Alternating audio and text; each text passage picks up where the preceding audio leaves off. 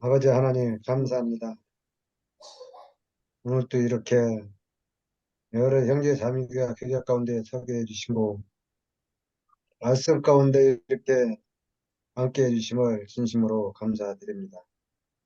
아버지 하나님 이렇게 주님의 사랑 안에서 이렇게 항상 서로 교제 가운데 서게 하시고 말씀 가운데에서 주님의 앞에서 주님 앞에 무엇을 구하든지 주님께서 인도해 주심으로 감사합니다. 모든 말씀을 우리 예수님께서는 우리를 죄에서 구원하여 주시고 모든 걸 자녀로 삼아 주시고 주님의 백성으로 삼아 주신 것을 믿어로 감사드립니다.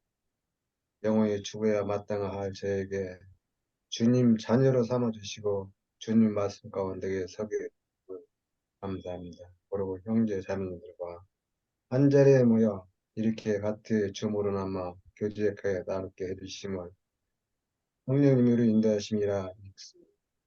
아버지 하나님 이처럼 제 부족한 저에게 우리의 모든 형제 자매님들과 교제 가운데서 벗어나지 않고 그 가운데에서 서로 말씀과 서로 내놓고 교제할 수 있는 그런 그 믿음의 자녀로 항상 이렇게 해주시고 감사합니다.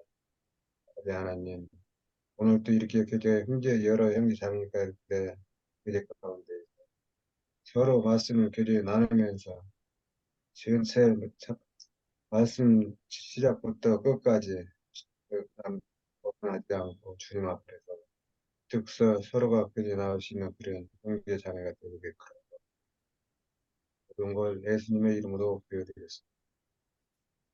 Amen. So this evening, we're going to attempt to finish Romans chapter 16. 오늘 이 저녁에는 이 시간에는 로마서 16장을 끝내도록 시도해 보겠습니다. And it may seem like this chapter is just a lot of greetings, but there are some very important truths contained in this chapter. 이 장이 많은 인사말들로 이루어진 것처럼 보일 수 있지만은 이 장에는 아주 중요한 진리들이 몇 가지 포함되어 있습니다. So let's begin by reading the first two verses.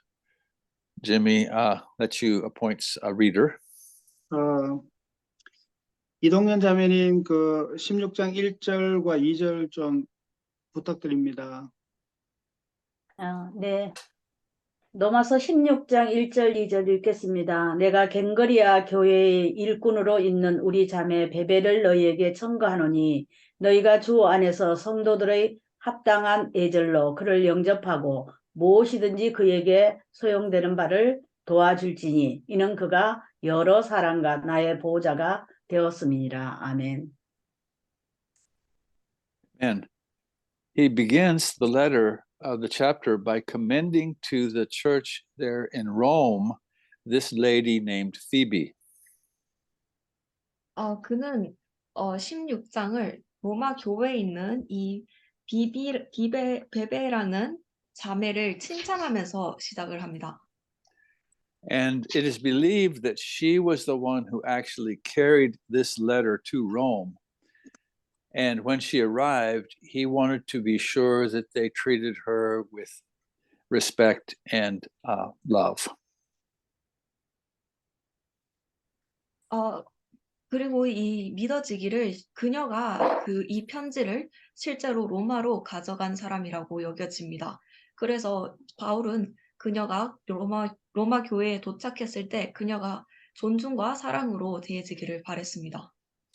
And it appears that Phoebe had a ministry of serving in the church.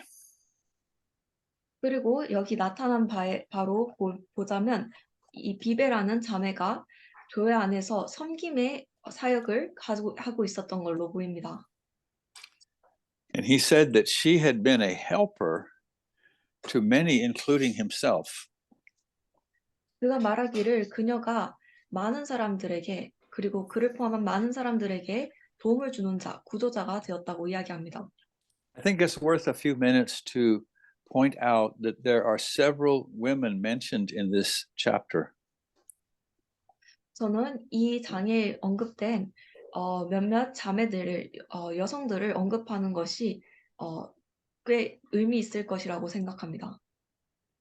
In verse 3, we'll see in a few minutes, Priscilla is commended. 우리가 잠시 후에 보게 될 3절에 나오는 프리실라 또한 칭찬에 언급되었습니다. And in verse 6, a sister named Mary is commended for her laboring very much for Paul and his company. 그리고 6절에 나오는 마리아 또한 그녀의 사도 바울을 위한 그리고 그의 동행하는 자들을 위한 수고가 칭찬되었습니다. And in verse 12, he commends two ladies, Tryphena and Tryphosa, who are laborers in the Lord. 그리고 12장에서 두루베나와 두루보사 또한 그녀들의 그 주님 안에서의 노고에 칭찬되었습니다. I think it's important to recognize from this that women had a very important role in the church. 저는 여성들이 교회 안에서 아주 중요한 역할을 한다는 것을 인지하는 것이 아주 중요하다고 생각합니다. And oftentimes we make two different mistakes. 그러나 우리는 자주 두 가지 실수를 하고는 합니다. One is that we elevate women to serve in the same role that men serve in. 첫 번째는 우리가 여성이 남자가 섬기는 자리로 올려서 같이 섬기는 자리와 동등하게끔 섬기게 한다는 것입니다.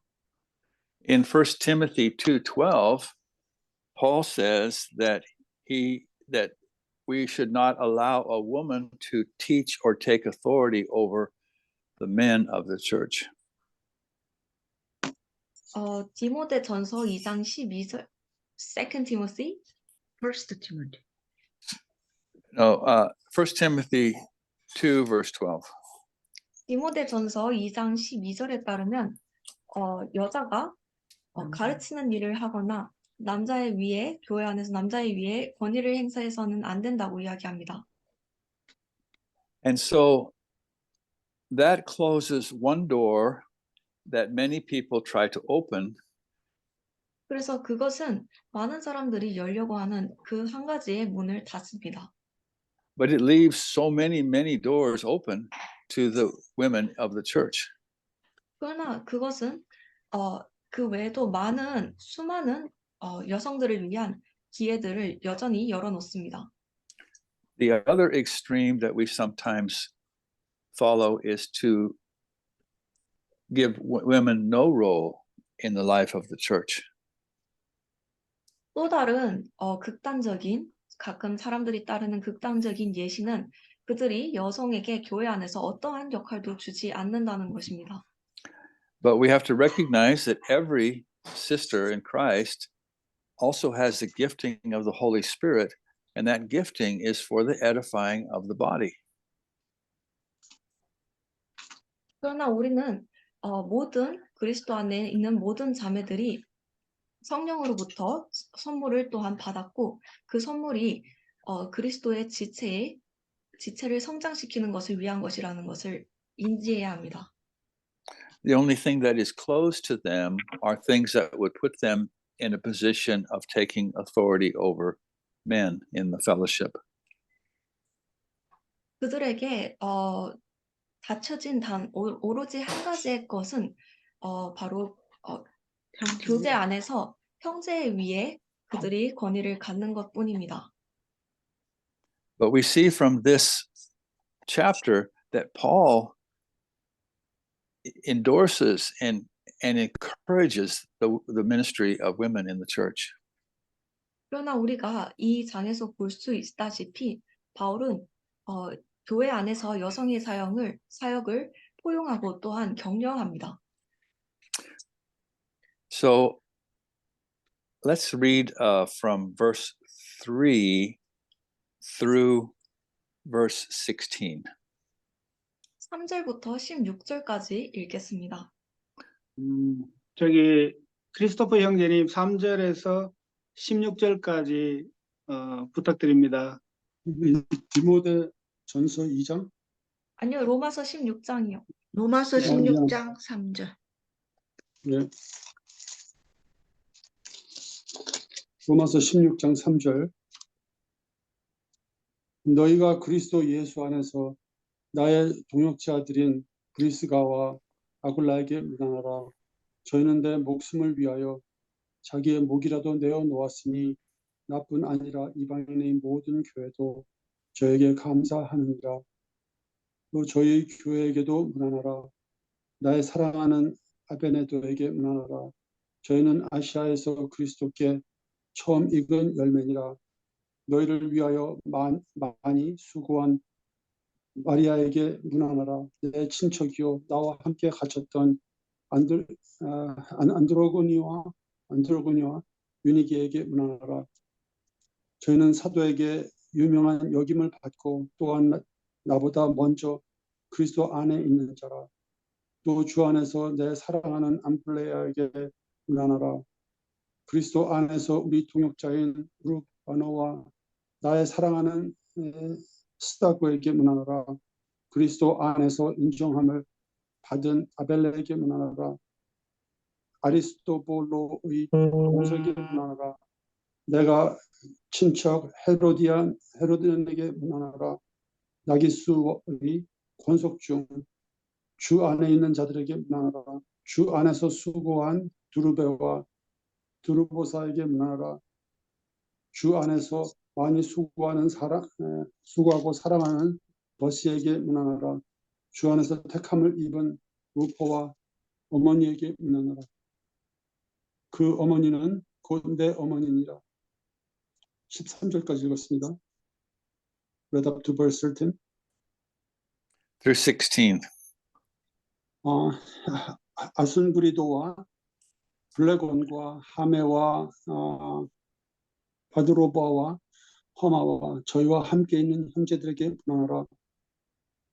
빌로고와 율리아와 또 네레오와 그 자매와 올름바와 저희와 함께 있는 모든 성도에게 문안하라.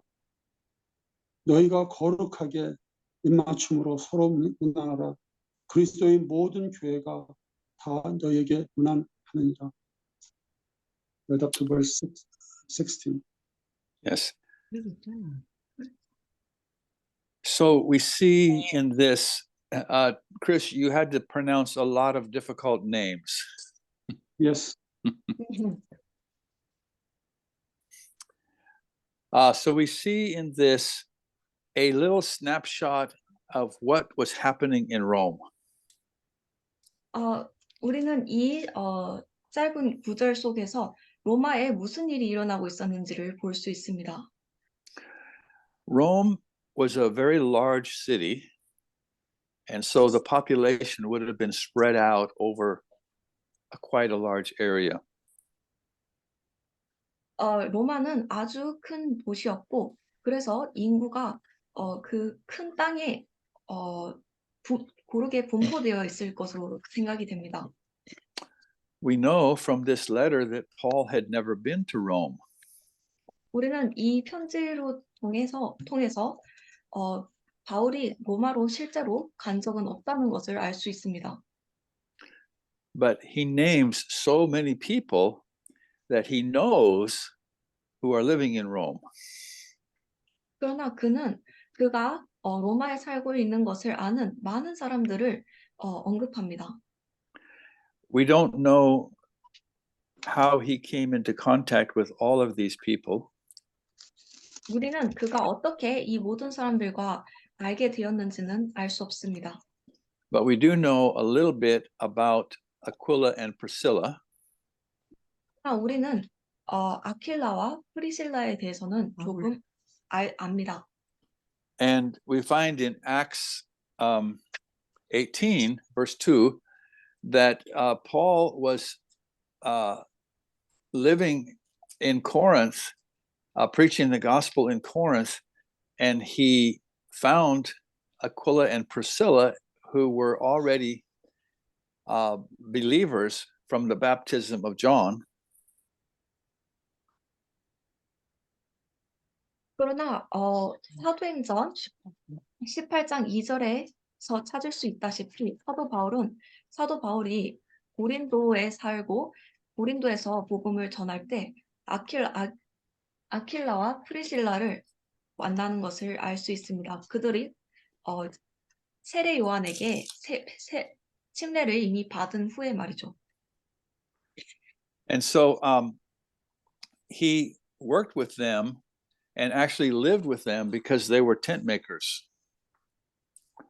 그래서 그는 그들과 함께 동역했고 사실 그들과 함께 지냈습니다. 그들 또한 텐트를 만드는 자였기 때문이죠.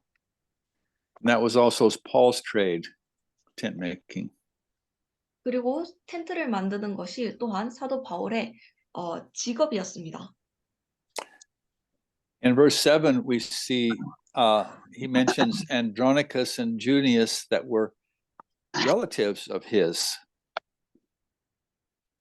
그리고 우리가 또한 안드로니고와 유니아가 그의 친척인 것을 볼 수 있습니다. 7절에서. And we won't try all these names, but in verse 8, he talks about another man who he calls his beloved. 우리는 이 모든 이름들을 언급하려고 노력하지는 않을 것이나 8절에 보면 그가 또 다른 한 사람을 그의 사랑하는 자라고 언급하는 것을 볼 수 있습니다. Beloved in the Lord. 주님 안에서 사랑하는 자 말이죠.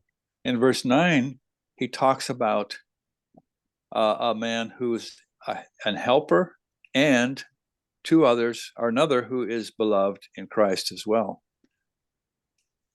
그리고 9절에 보면은 또 그리스도 안에서 사랑하는 자 그리고 또한 협력자를 언급하는 것을 볼 수 있습니다. He talks about another in verse 10 who is approved in Christ.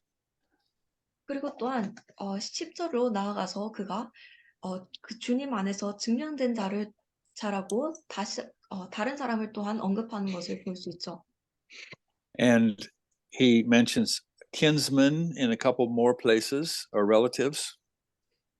그리고 그는 또 몇몇 다른 곳에서 다른 구절들에서 그의 친척들을 언급합니다. So as you read through here, you see that he knows these people. 그래서 여러분들이 이 장을 읽어 가시면서 볼 수 있다시피 그는 이 사람들을 알고 있습니다. So it is very likely that these people in Rome once lived in some of the cities where Paul had evangelized and made disciples. 그래서 아주 가능성이 있는 것은 이 사람들이 이 로마에 살고 있는 사람들이 언젠가 그 이전에 사도 바울이 사역을 하던 복음을 전하던 다른 도시에 살았었다는 것입니다. And it's very likely that the pattern that was being followed in the early church was to move to a new place to take the gospel there. 그리고 아주 가능성이 또한 있는 것은 그것이 초기 교회의 어떤 행동 방식이었다는 것입니다. 복음을 전하기 위해 다른 도시로 새로운 장소로 계속 옮겨가는 것이 말이죠. So it's very likely that these people who Paul knew had become almost missionaries to the city of Rome. 그래서 아주 강력하게 가능성이 있는 것은 이 바울이 알고 있던 이 사람들이 거의 로마를 위한 로마에 있는 선교사들이었다는 것이죠. Another thing we can see from these greetings was how much affection and appreciation there was between the believers for one another. 그리고 우리가 이 장에서 또한 볼 수 있는 것은 인사들 사이에서 볼 수 있는 것은 얼마나 크고 많은 사랑과 감사들이 믿는 자들 사이에 서로를 위해 있었는가입니다. Another thing we see in this passage is how the church was probably organized in the city of Rome. 우리가 이 장에서 또한 볼 수 있는 다른 것은 이 로마라는 도시에서 교회가 어떻게 정리되어져 있는 지어져 있었을 것인가라는 것입니다. So when we read the word church, we have a picture that comes in our mind. 우리가 교회라는 단어를 읽을 때 우리는 우리의 생각 속에 떠오르는 이미지가 있습니다. Oftentimes it's a building, 자주 이것은 어떤 건물이고는 합니다. or oftentimes it could be a group of people who believe the same doctrines we believe, like a denomination. 그리고 자주 또한 이것은 나와 같은 교리를 믿는 그룹의 사람들이기도 합니다. 예를 들어서 교파 같은 것 말이죠. Or we could use the word church sometimes to talk about a meeting that happens on Sunday morning. 그리고 또한 우리는 때때로 교회라는 단어를 일요일 아침에 일어나는 이 모임을 일컬기도 합니다. But in verse 5, it talks about the church that meets in the house of Aquila and Priscilla. 그러나 5절에서는 이 교회를 아킬라와 프리실라의 집에 있는 교회로 집에서 만나는 교회로 언급을 합니다. So we have to think of church not as we normally think of it, but just a gathering of people. 그래서 우리는 교회를 우리가 때때로 생각하고 있는 일상에서 생각하고 있는 그러한 교회로 생각해야 할 것이 아니고 사람들의 모임으로 생각을 해야 합니다. The Greek word for church is ecclesia.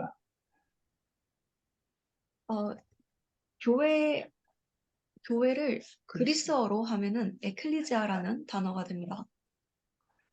And that word simply means people who are called out together. 그리고 그 단어는 단순하게 이런 것을 의미합니다. 함께 부르심을 받은 사람들 말이죠. Or a close-knit group of called out people. 혹은 부름을 받은 사람들의 가깝게 엮인 모임 말이죠. So there was a group that met in the house of Priscilla and Aquila. 그래서 이 프리실라와 아킬라의 집에서 만나는 이 모임이 있었습니다. And in verse 10, he talks about people who are part of a household. 그리고 10절에서 그는 이 가족 구성원의 한 부분인 사람들에 대해서 이야기합니다. So we just see that as fellow believers. 우리는 그것이 함께 믿는 자들이라는 것을 볼 수 있습니다. In verse 11, it talks about another household with another group of believers. Verse 11. Verse 11. 그리고 11절에서 또한 다른 집안에 속한 다른 믿는 자들의 모임을 볼 수 있습니다. And in verse 14, he says, greet 5 different people and the brethren which are with them. 그리고 14절에 보면은 그는 다섯 명의 다른 사람들에게 인사를 하고 그들과 함께하는 형제들에게 인사를 한다고 이야기합니다. And verse 15, he mentions 5 people and all the saints that are with them. 그리고 15절에 나아가서 그는 그 다섯 사람들을 언급하고 그리고 그들과 함께 있는 모든 성도들을 언급합니다. So while there was one church in Rome, it was scattered about in little smaller groups throughout the city. 그래서 로마에 하나의 교회가 있는 와중에 그들은 또한 더 작은 모임들로 나누어져 있었습니다. So I can imagine when this letter arrived in Rome, it was circulated around those groups, or people made copies of the letter and passed them around. 그래서 저는 상상할 수 있습니다. 이 편지가 로마에 도착했을 때 그것이 이 다른 그룹 모임들을 통해서 전달이 되거나 혹은 사람들이 그 편지의 복사본을 만들어서 전달을 했을 것이라는 것을요. So we know from history that Christians never even had buildings until about 200 years after Pentecost. 그래서 우리는 또한 역사로부터 알 수 있습니다. 그리스도인들이 펜테코스트 오순절 이후 600년 200년 이후 대략 200년 정도 이후부터 교회 건물을 가지기 시작했다는 것을요. So we have a picture of groups of people who were small enough to where everybody could participate in that fellowship. 그래서 우리는 이러한 모임의 그림을 그릴 수 있습니다. 그 모임은 아주 작아서 모든 사람들이 참여할 수 있는 그러한 규모였을 것입니다. So if you have 3,000 or 4,000 people in a building, you know that only a very few are going to participate in ministry. 여러분들도 아시다시피 만약 여러분들이 한 건물 안에 3,000명, 4,000명의 사람들이 있다면 그 중에 오로지 소수의 몇몇 사람들만 사역에 참여를 할 것입니다. And that's fine. It's fine to have a large meeting like that. 물론 그러한 큰 모임을 가져도 괜찮습니다.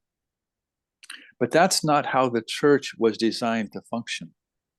그러나 그것은 교회가 기능하도록 설계된 방식이 아닙니다. That is more of a special occasion. 그것은 특별한 날들을 위한 그러한 Special occasion. 방식입니다. What would special occasion be, Christopher? How would you call that? You're muted. You're muted. You are muted. Open the speaker. Turn on the speaker. Special days or special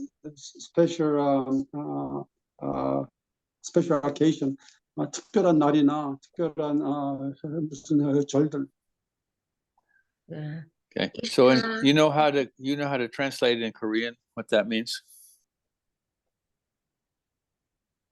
You are muted. She's doing a lot better than I am. Okay.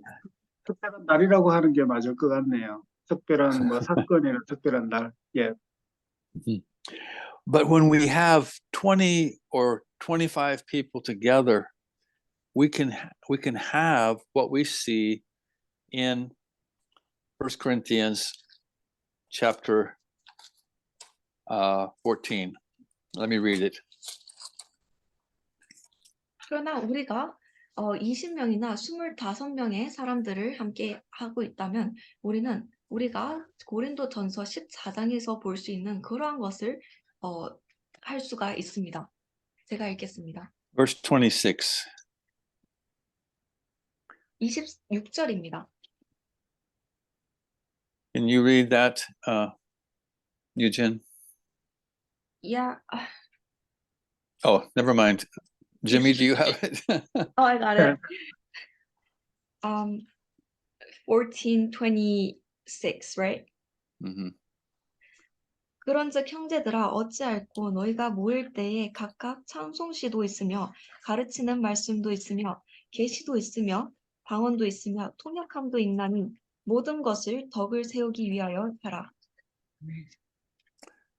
It says, when you come together, everyone has something.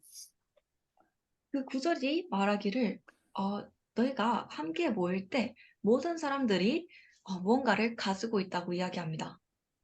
So I want to encourage you, if you go to a large meeting of the church, that is okay. 저는 그래서 여러분들께 격려해 드리고 싶습니다. 만약 여러분들이 아주 큰 모임에 교회 모임에 나가신다면 그것은 괜찮습니다. But I believe even more important than that is those small groups where everyone can minister to one another. 그러나 제가 믿기로 그것보다 더욱 중요한 것은 이러한 소규모의 작은 모임들입니다. 여러분 모두가 한 사람 한 사람이 모두 사역할 수 있는 그런 모임 말이죠. Amen. So any comments or questions about that? 그래서 이것에 대해서 의견이나 질문이 있으신가요?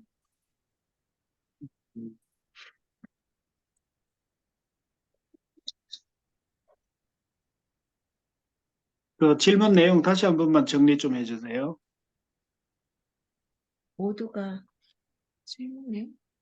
질문이 아니라 질문하고 싶은 거 있으면 말씀하시라고요. 네, 모두가 네. 다 참여하는 그러한 사역을 할 수 있는 작은 교회 모임이 더 좋다고 하십니다. 그런 거에 대한.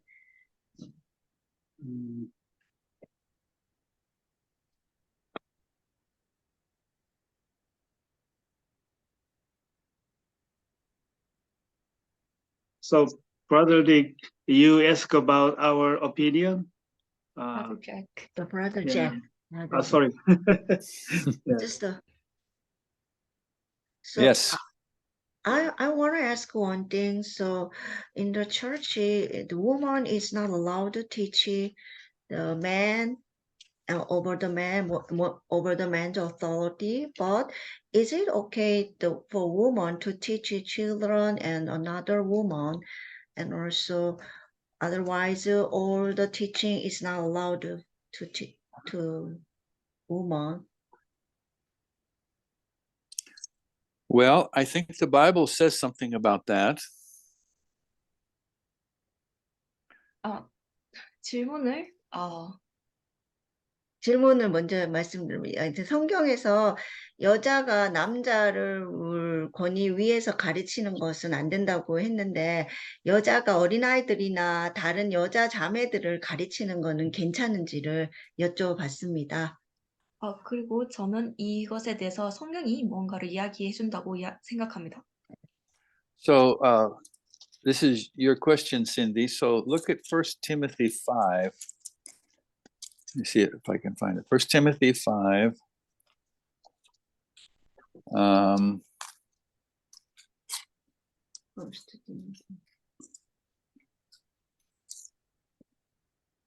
Yeah. Verse 2. Verse 2. 가서 2절을 보겠습니다. 디모데전서 5장 verse 2. Let's see. Oh. 예. 디모데전서 5장 2절. Do you want me to read it? Yeah, yes. And then also I'm going to read Titus 2, verse 3. But read that one. 디모데전서 5장 2절 읽겠습니다. 연로한 여자들은 어머니처럼, 젊은 여자들은 온전히 순결하게 자매처럼 대하라. And then read Titus chapter 2, verses 3 and 4, or 3, 4, 5. Titus chapter 2. 그리고 디도세 2장 3절, 3 to 5, Yes. 3절부터 5절까지 읽겠습니다. 늙은 여자로는 이와 같이 행실이 거룩하며 참소치 말며 많은 술의 종이 되지 말며 선한 것을 가르치는 자들이 되고 저들로 젊은 여자들을 교훈하되 그 남편과 자녀를 사랑하며 근신하여 순전하며 집안일을 하며 선하며 자기 남편에게 복종하게 하라. 이는 하나님의 말씀이 회방을 받지 않게 하려 함이니라. 아멘. So can women teach other women? 그래서 여성이 다른 여성을 가르칠 수 있나요? Also, if you look in Acts chapter 26, Acts chapter 18, verse 26, it's telling the story about a man named Apollos, but he didn't know the gospel. He only knew the baptism of John. 또한 사도행전 18장 26절로 가보면 그곳에서는 아폴로라는 이름을 가진 남자에 대해서 이야기합니다. 그는 세례 요한의 침례는 알았으나 복음에 대해서는 알지 못했습니다. And we see that Aquila and Priscilla, husband and wife, they took him home with them and expounded to him the way of God more perfectly. 그리고 우리는 아킬라와 프리실라 그 두 부부가 남편과 아내가 그를 집으로 데려가서 하나님의 그 길에 대해서 가르쳤다고 이야기하는 것을 볼 수 있습니다. So we see women involved in evangelism all throughout the New Testament. 그래서 우리가 보다시피 신약의 전체적으로 볼 때 여성 또한 복음을 전하는 일에 참여를 했습니다. So obviously women teach children. That's what mothers do. 명백하게도 여성은 아이들을 가르칩니다. 그것이 바로 어머니가 하는 일입니다. Women teach other women. We see that spelled out in the book of Titus. 여성은 또한 다른 여성을 가르칩니다. 우리는 그것이 디도서에 적혀 있는 것을 볼 수 있습니다. And we see women doing work of evangelizing. 그리고 또한 우리는 여성이 복음을 전하는 일을 하는 것을 볼 수 있습니다. The only thing that they are not supposed to do is be in a role of teaching or taking authority over men in the church. 그들이 해서는 안 되는 오로지 한 가지의 것은 남자의 권위에 위에 그들이 서서 가르치거나 하는 것입니다. Any other comment? 다른 의견이 있으신가요? 아멘. Amen. And when I was in the Bend, Oregon, I talked about this issue with Brother Richard. And actually, I have the same opinion with you, but he has a bit different, So that's why we talk a little bit. And maybe if you have a time, you can share. Yeah. Well, it said that Philip had 4 daughters that prophesied. Mm-hmm. And I don't know who you prophesied to, everybody, I guess. But so they were speaking, they were saying something. Okay, let's try to finish this chapter. 이 로마서를 끝내도록 한번 해보겠습니다. 이제 Let's read 17 through 20. 17 to 20, Yes. 17절부터 20절까지 읽어주시길 바랍니다. Do you have somebody, Jimmy, that you can appoint her to read? So from where to where? 17 to 17, 20. 20. Yeah. 17 to 20. 제가 읽겠습니다. 형제 자매 여러분, 내가 여러분에게 권합니다. 여러분이 배운 교훈을 거슬러서 분열을 일으키며 올무를 놓는 사람들을 경계하고 멀리하십시오. 이런 사람들은 우리 주 그리스도를 섬기는 것이 아니라 자기네 배를 섬기는 것이며 그럴듯한 말과 아첨하는 말로 순진한 사람들의 마음을 속이는 것입니다. 여러분의 순종은 모든 사람에게 소문이 났습니다. 나는 여러분의 일로 기뻐합니다. 나는 여러분이 선한 일에는 슬기롭고 악한 일에는 순진하기를 바랍니다. 평화의 하나님께서 곧 사탄을 쳐부수셔서 여러분의 발밑에 짓밟히게 하실 겁니다. 우리 주 예수의 은혜가 여러분과 함께 있기를 빌니다. 나의 동역자 디모데와 나의 친척 루기오와 20절까지. 야손과 20? Through 20, yes. Yeah, thank you. Yeah, I finished 20. Okay. Amen. You see in verses 17 and 18, Paul is noting that there are going to be people who cause division and offenses against the teaching that had been given them. 여러분들이 17절과 18절에서 보시다시피 사도 바울은 이 주어진 가르침에 대적하여 분열을 일으키고 공격을 하는 사람들이 생길 것이라고 경고합니다. So in this passage, we're not just talking about people who may have wrong doctrine.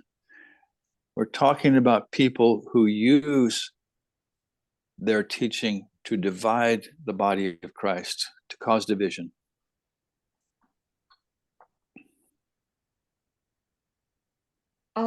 이 구절들에서 우리는 그저 잘못된 교리를 가지고 있는 그러한 사람들에 대해서 이야기하는 것이 아닙니다. 그러나 그들만의 가르침을 그리스도의 교회 안에서 분열을 일으키는 데 사용하는 그러한 사람들에 대해서 이야기하고 있습니다. So it says when people are divisive, then we should avoid them. 그래서 그가 말하기를 왜 사람들이 분열을 일으킬 때 우리가 그들을 피해야 한다고 이야기합니다. That is, we won't have fellowship with them. 그 말인즉 우리가 그들과 교제하지 않는다는 것입니다. And a characteristic of people in this category is named in verse 18. 그리고 이러한 분류에 들어가는 사람들의 특징적인 부분들이 18절에 언급이 되어 있습니다.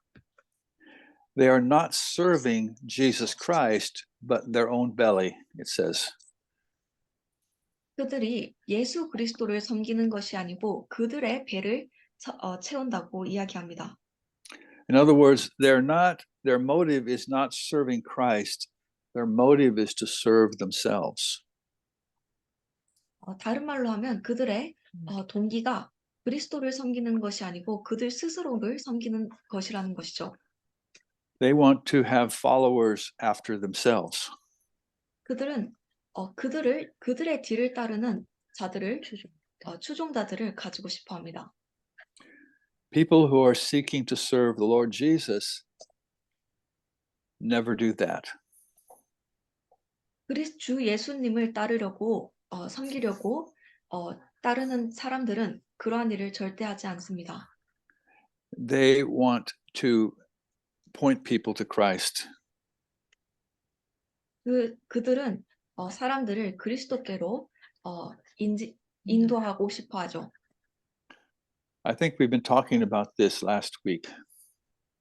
제 생각에는 저희가 지난주에 이러한 것에 대해서 이야기했었던 것 같습니다. Verse 19 says that their obedience has been noticed by people all around. 19절이 이야기하기를 이 교회의 순종이 모든 곳에 있는 사람들에게 알려졌다고 이야기합니다. I think that's a wonderful commendation. 저는 이것이 아주 너무나도 훌륭한 칭찬이라고 생각합니다. Would you not like to have everybody around say, that man or that woman is obedient to Jesus? 여러분들 또한 여러분들의 주위에 있는 모든 사람들에게 이러한 말을 듣고 싶지 않을까요? 저 사람이 예수님께 순종합니다라고 말이죠. And I believe as a consequence of their obedience, 그리고 제가 믿기로는 이것은 그들의 순종에 대한 결과입니다. it says that God will bruise Satan under their feet. 다음 구절을 이야기하기를 하나님께서 사탄을 너희 발밑에 상하게 하시리라라고 이야기합니다. There's a direct correlation between our obedience to Christ and the authority we have over the demonic world. 이곳에는 우리의 그리스도를 향한 순종과 우리가 악한 세상, 악마의 세상. 영향력 위에 권위를 가지는 것 사이에는 직접적인 관계가 있습니다. God pours his power into vessels that are obedient to him. 하나님께서는 그의 힘과 권위를 그에게 순종하는 그릇에 담으십니다. So as we are engaged in spiritual warfare, a primary need is for us to be in a right relationship with God. 그래서 우리가 이러한 영적인 전쟁에 참여하는 동안에 우리로서 가장 우선순위가 되는 것은 우리가 하나님과 올바른 관계를 가지는 것입니다. Disobedient people do not have spiritual authority. 불순종하는 사람들은 영적인 권위를 갖지 못합니다. It's interesting that Paul seems to end his epistle at verse 20. 이것은 또한 사도 바울이 그의 편지를 20절에서 끝낸다는 것은 꽤나 흥미로운 일입니다. He says, "The grace of our Lord Jesus Christ be with you. Amen." 그가 말하기를 주 예수 그리스도의 은혜가 너희와 함께이기를 원한다고 이야기합니다. And then he starts again. 그리고 나서 그가 다시 시작합니다. So let's read verses 21 through 24. 그래서 21절부터 24절까지 한번 읽어보겠습니다. 21절에서 24절까지 권복순 자매님 읽기 부탁드립니다.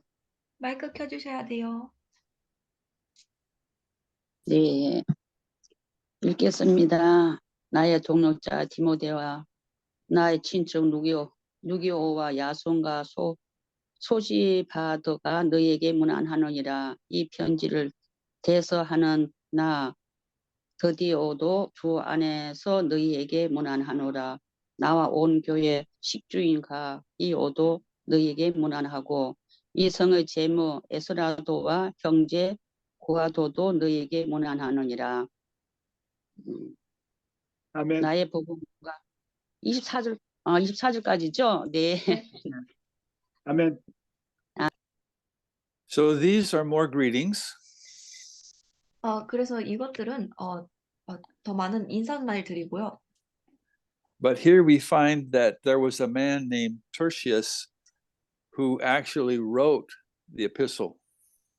그러나 이 구절들에서 우리는 이 더디오라는 사람이 이 서신을 대서했다고, 대필했다고, 기록했다고 찾을 수 있습니다. So Paul was speaking, and this man was writing down the words as Paul gave them to him. 그래서 바울이 이야기를 하고 있었고 이 남자가 바울이 하는 이야기를 받아 적고 있었다는 것이죠. And he wanted to take a moment to send his own greeting to the people of Rome. 그래서 그리고 그는 그 스스로의 인사말 또한 로마에 있는 사람들에게 전하는 순간을 갖기를 원했습니다. Now, the verse 23 mentions Gaius. 이제 23절에 가이오라는 사람이 언급됩니다. And we know from the book of Corinthians that Gaius was one of the first believers in the church in Corinth. 그리고 우리가 고린도서에서 알 수 있다시피 이 가이오라는 사람이 고린도 교회의 첫 믿는 자들 중 하나였다는 것을 알 수 있습니다. And so he was the host or the place where Paul was staying as he was writing this letter. 그리고 그가 바로 사도 바울이 이 편지를 쓰는 동안 머무른 그 장소의 주인이었습니다. And then he gives the grace of our Lord Jesus Christ be with you all. Amen. Another time. 그리고 나서 사도 바울은 우리 주 예수 그리스도의 은혜가 너희 모두와 함께 있기를 원하노라. 아멘 하면서 한 번 더 언급합니다. Let's read now verses 25 through 27. 이제 25절부터 26절까지 읽겠습니다. 25절에서 26절까지 양중임 자매님 좀 읽기 부탁드립니다. 마이크 키셔야 돼요.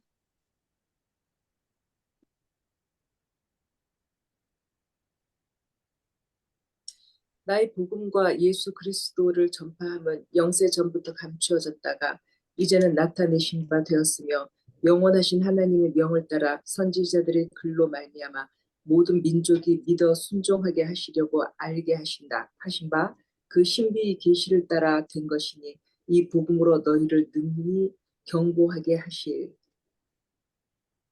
26절까지인가요? 네. 예, 26절까지입니다. 예. 네. 아멘. Amen. I actually think this is the most important part of the chapter. 저는 사실 이 구절들이 이 장에서 가장 중요한 부분이라고 생각합니다. Jesus Christ is the one who has the power to establish us. 예수 그리스도께서 바로 우리를 세우실 그 힘이 있으신 분입니다. So to be established means it means to be planted firmly so that you cannot be moved. 그리고 세워진다는 것은 우리가 움직일 수 없을 만큼 단단하게 심어진다는 것을 의미합니다. You know, many Christians today are very movable. They're very easy to move.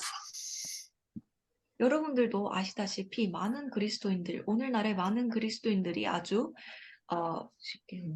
쉽게 움직입니다. They can be moved by this group that's doing something that they like, and they can be moved by another group over to the other side. Many people are very movable. 사람들이 그들이 좋아하는 것을 하는 이 모임에 의해서 또 옮겨질 수 있고 또한 다른 방향으로 또 다른 모임에 의해서 옮겨지기도 합니다. But in this verse, he tells us what will establish us or what will make us unmovable. 그러나 이 구절에서 그는 우리에게 이야기해 줍니다. 무엇이 우리를 바로 단단히 세우고 우리를 움직이지 못하게 해주는지 말이죠. he says that it is the revelation of a mystery. 그가 말하기를 신비의 계시라고 이야기합니다. See, there is a mystery that Paul speaks of in many of his epistles. 여러분들도 보시다시피 바울이 그의 많은 편지들에서 이야기하는 이 신비라는 것이 있습니다. A mystery is something you can't figure out. 신비라는 것은 우리가 여러분들이 결코 찾아낼 수 없는 무언가입니다. So he says it was revealed to you. 그러나 그가 말하기를 이것이 너희에게 계시되었다고 드러났다고 이야기합니다. The gospel of Jesus Christ is something that must be revealed to people by God or by the Spirit of God.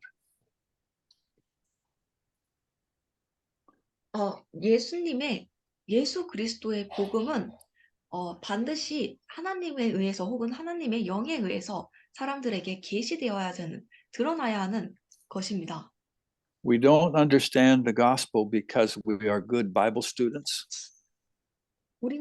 우리가 좋은 성경 학생들이기 때문에 성경을 공부하는 학생들이기 때문에 복음을 이해하지 않습니다.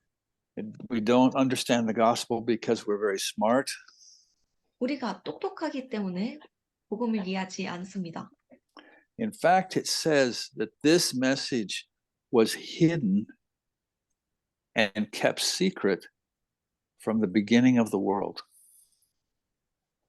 그러나 사실은 성경이 말하기를 이 메시지가 세상의 태초부터 숨겨졌고 비밀로서 지켜져 왔다고 이야기합니다.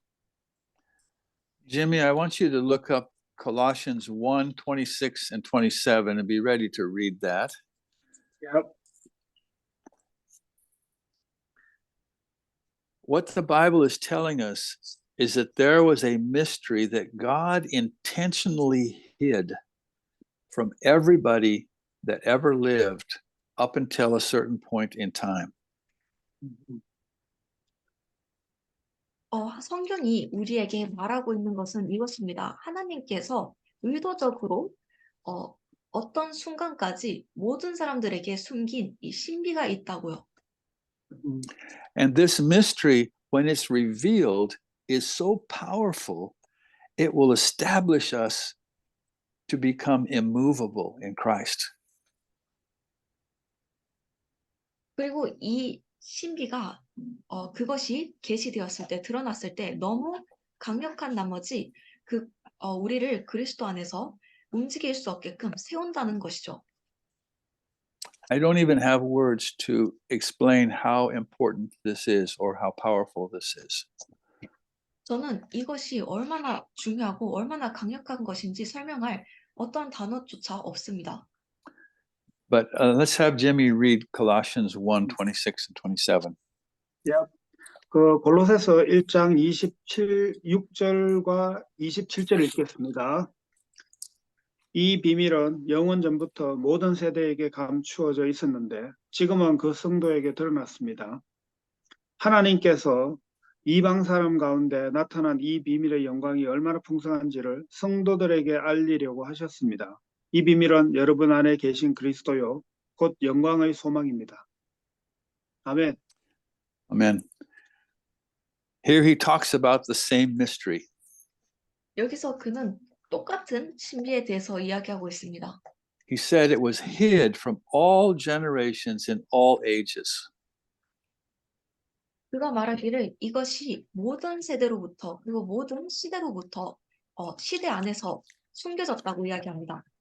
Noah did not know the mystery. 노아는 이 신비를 알지 못했습니다. Abraham did not know it.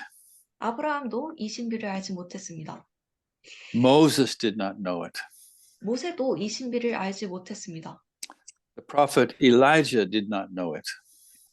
엘리야 선지자도 이 신비를 알지 못했습니다. David, Isaiah, Jeremiah, none of these men knew the mystery.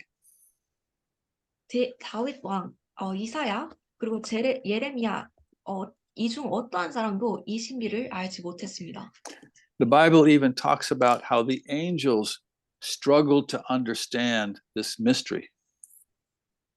성경은 또한 천사들조차도 이 신비를 이해하기를 어려워했다고 이야기합니다. So we could have a whole Bible study tonight just on this mystery.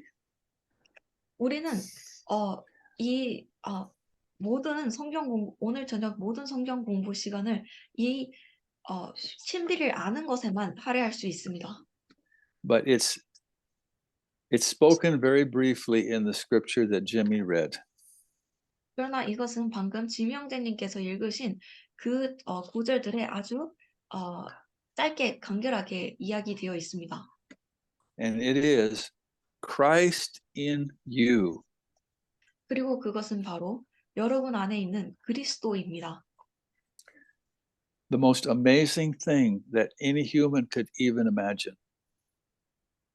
그리고 그것은 어떠한 사람이 상상할 수 있는 그 너머의 가장 위대한 것입니다. 가장 놀라운 것입니다. That Christ would come and live inside of me and you. 그리스도께서 오셔서 제 안에 그리고 여러분 안에 사신다는 것이 말이죠. That the actual Spirit of God would live in us. 실제 하나님의 영이 우리 안에 산다는 것이 말이죠. It's almost too wonderful to believe. 그것은 마치 너무나도 훌륭해서 믿기 힘든 것입니다. But it is the thing that makes us different than the world. 그러나 그것이 바로 우리를 세상으로부터 분리시키는 세상과 다르게 만드는 것입니다. And we can only have it and we can only understand it by revelation from God. 그리고 우리는 그것을 가지고 우리는 그것을 오로지 하나님으로부터 온 계시로서 가지고 이해할 수 있습니다. So if you have been born of God, that means that Christ is living in you. 그래서 만약 여러분들이 하나님 안에서 다시 태어난 사람들이라면 그리스도가 여러분들 안에 살고 계신다는 것입니다. And when I think about that sometimes, I wonder, how can that be possible? Because I know how many times I don't reflect the life of Christ. 그리고 제가 때때로 그것에 대해서 생각해 볼 때 저는 그것이 어떻게 가능한 것인지 생각하고는 궁금해하고는 합니다. 왜냐하면 제가 삶의 많은 순간 속에서 그리스도의 삶을 반영하지 않는 것을 알기 때문이죠. Well, the simple answer is I still have the ability to walk in my flesh. 그것에 대한 간단한 답은 제가 여전히 제 육신 안에서 걸을 능력이 있다는 것입니다. But the difference is that as Christ lives in me, I am always convicted of that, and I want to run back into fellowship with Him. 그러나 다른 점은 그리스도가 제 안에 살고 계심으로 제가 언제나 그 죄에 대해서 그러한 죄들에 대해서 죄책감을 가지고 그리고 언제나 그리스도와의 교제로 돌아가고 싶어 한다는 것이죠.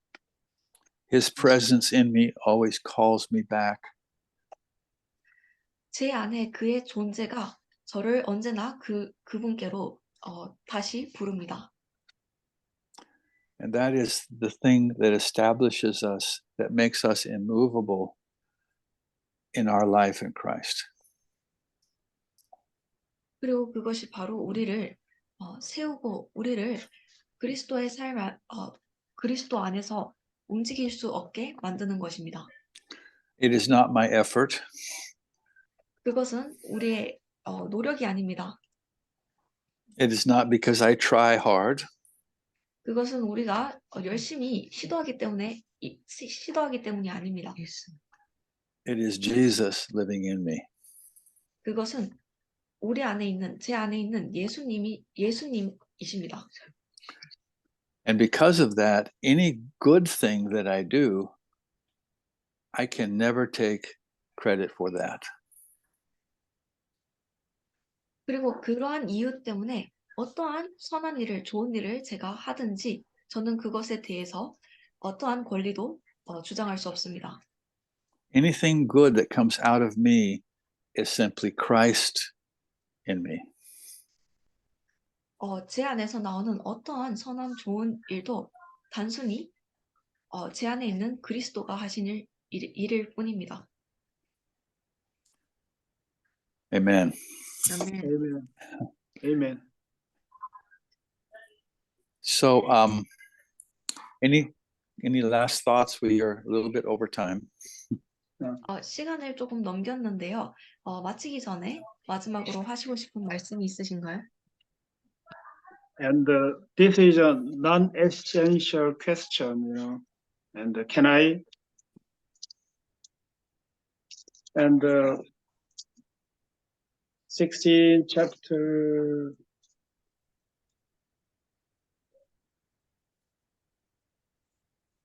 And when we start Romans chapter 1 with Brother Dick, and we talk about a little bit about the number of apostles, you know.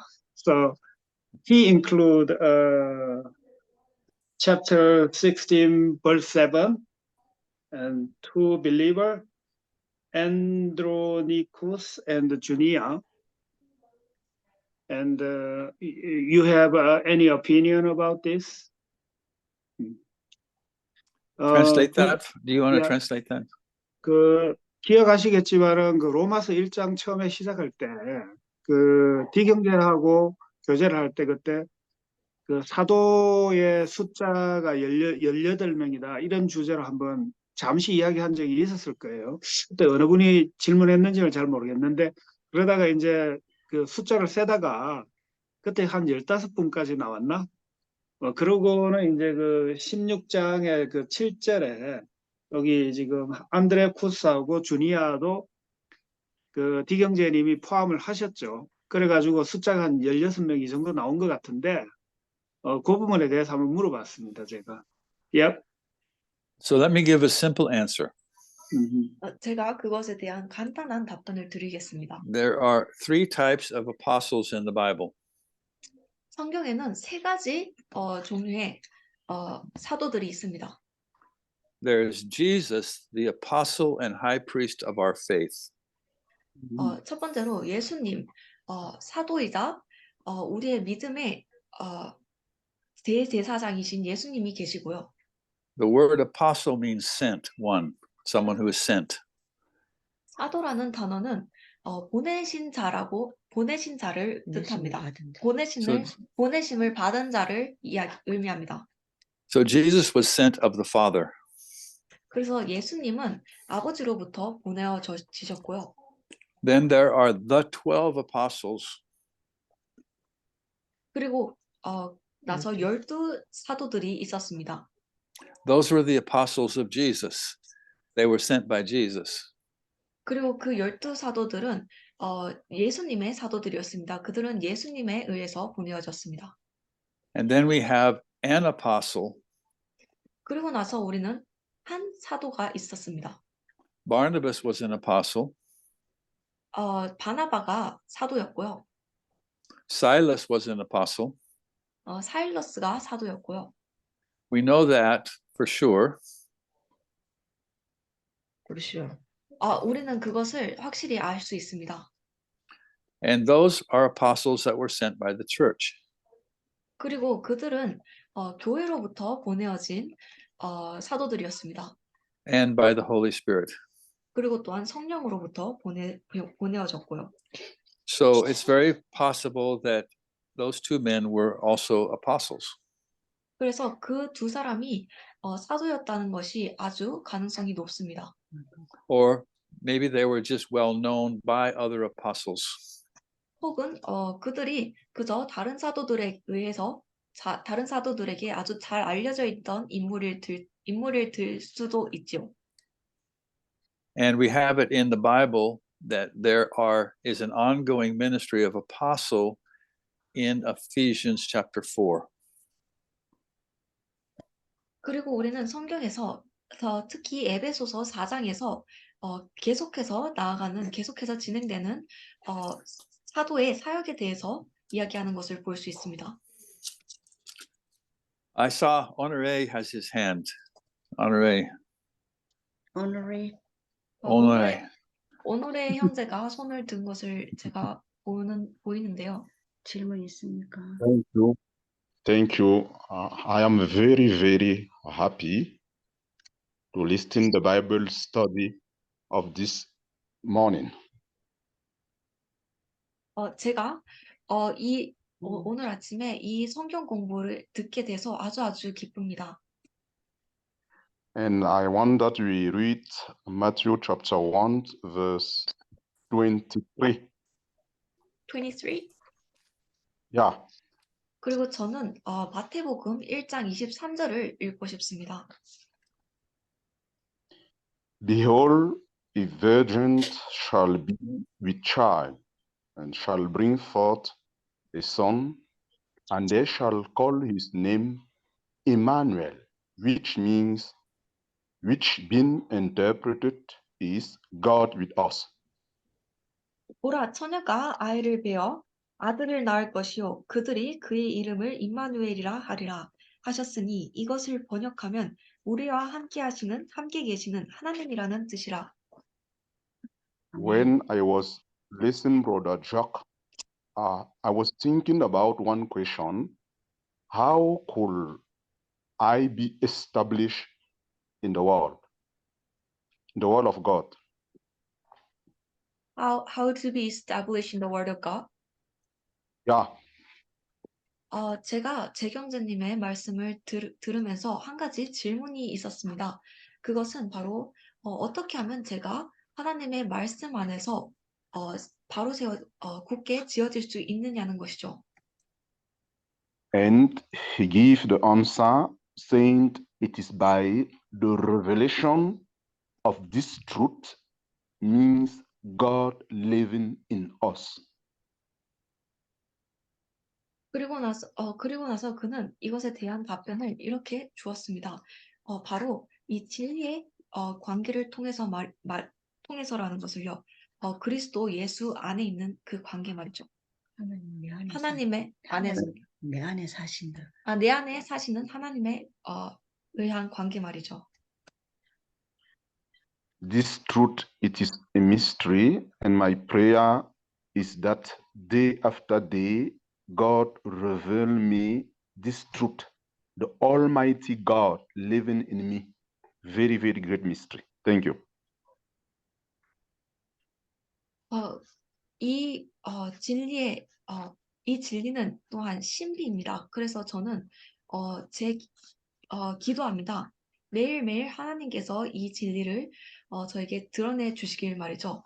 제 안에 살아계시는 전지전능하신 하나님께서 말이죠.